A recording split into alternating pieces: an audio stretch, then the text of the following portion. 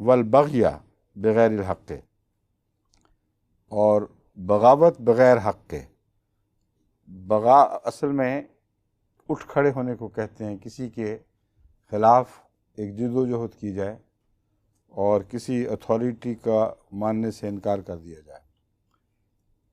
یہ بغیر حق بھی ہو سکتی ہے، حق کے ساتھ بھی ہو سکتی ہے، کیونکہ بعض دفعہ اللہ تعالیٰ اجازت دیتا ہے اور کہ تم ایسے موقع پر اٹھ کھڑے ہو۔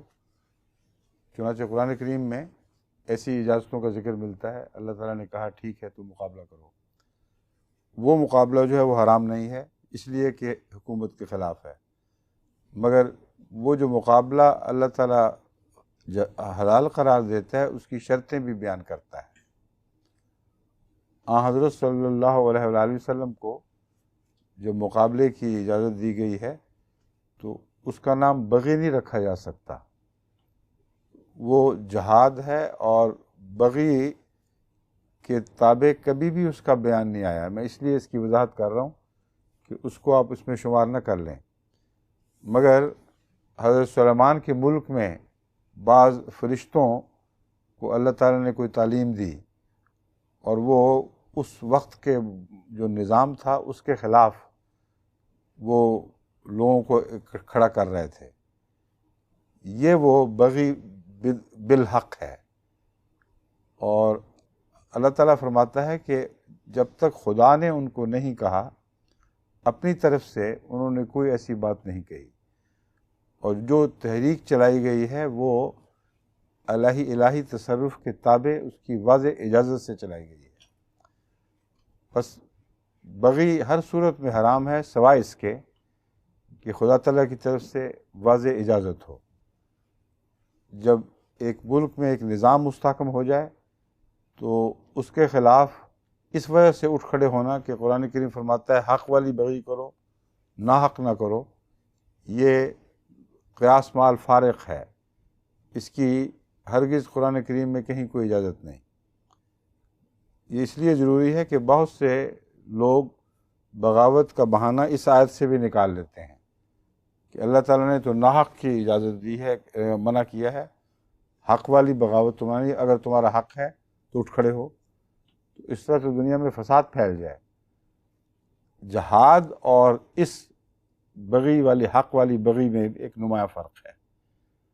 حضرت صلی اللہ علیہ وآلہ وسلم نے مکے میں رہنے والے مسلمانوں کو ان پر ہونے والے مظالم کے باوجود، اس کے بعد بھی کہ خدا نے دفاع کی اجازت دے دی تھی، مکے میں رہتے ہوئے اس نظام کے خلاف اٹھ کھڑے ہونے کی اجازت نہیں دی۔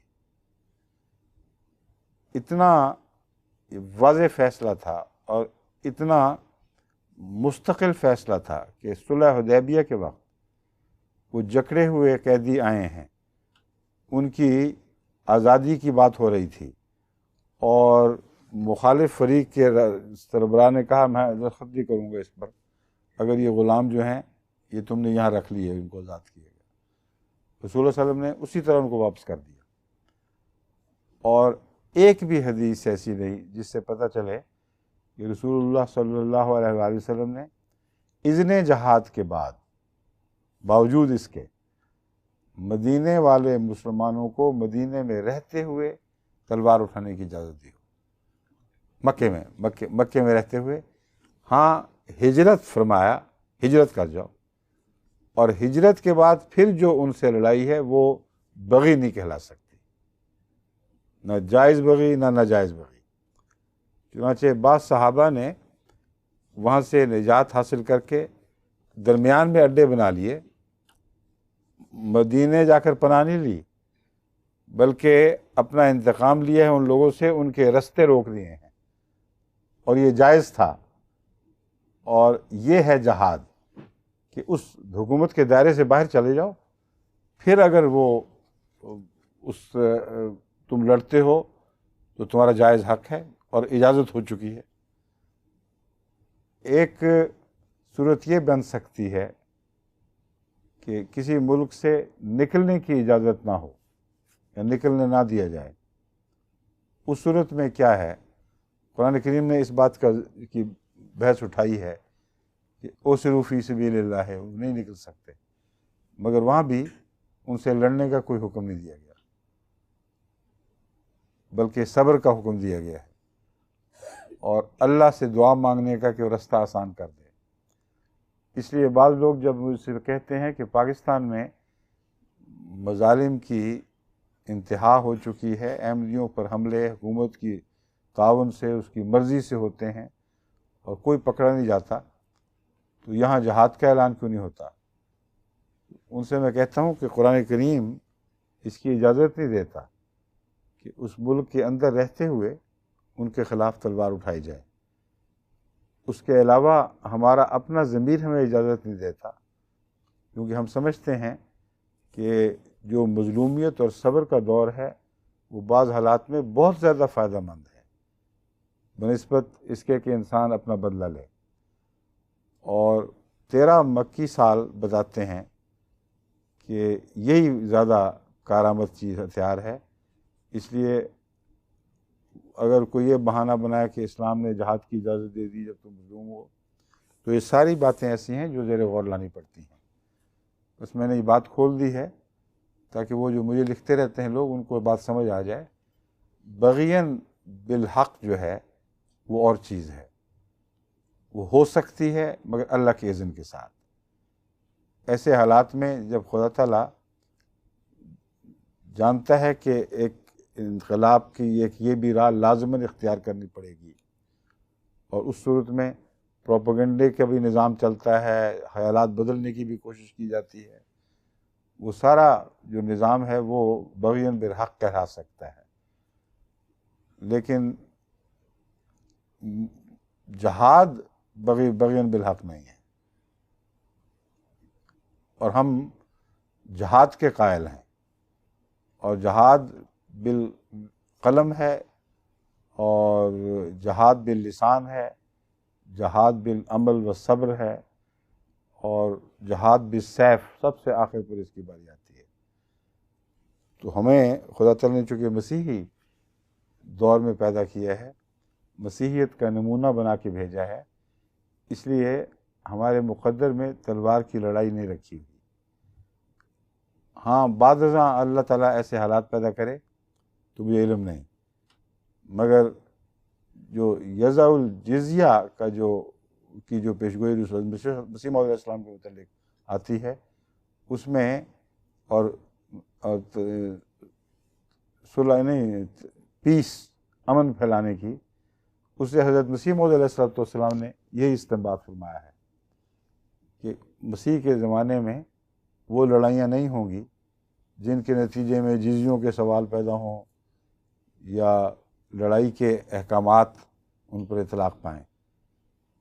پھر اس کی تائید میں حضرت صلی اللہ علیہ وآلہ وسلم کی حدیث ہے کہ جب مسیح اس کے ساتھی ارادہ کریں گے کہ ان سے لڑیں جو اسلام کے خلاف طاقتیں برسر پیکار ہیں، تو اللہ مسیح پر وہی فرمائے گا، یہ الفاظ ہیں، اور وہی فرمائے گا کہ ہم نے ایسی قومیں نکالی ہیں جن سے لڑنے کی کسی انسان کو طاقت نہیں، اس کو 2 ہاتھ ہی نصیب نہیں ہوئے کہ وہ ان سے لڑ سکے، اس لیے پہاڑ کی پناہ میں آ جاؤ۔ اب یہ اتنی قطعی بات ہے، اس کے بعد حضرت مسیح موعود علیہ السلام پر جہاد موقوف کرنے کا الزام لگانے والا بالکل جاہل ہے۔ اس کی بات مانیں گے یا محمد رسول اللہ صلی اللہ علیہ وسلم کی بات مانیں گے جن کی تائید میں وہی بھی نازل ہو جاتی ہے؟ اور پہاڑ کی طرف پناہ سے مراد حضرت محمد رسول اللہ صلی اللہ علیہ وآلہ وسلم کی تعلیم اور آپ کے اسوہ کے دامن میں آنا ہے، کیونکہ وہ وہی جس کو پہاڑ نہیں اٹھا سکے تھے، اس کو رسول اللہ صلی اللہ علیہ وسلم نے کے دل نے اٹھا لیا۔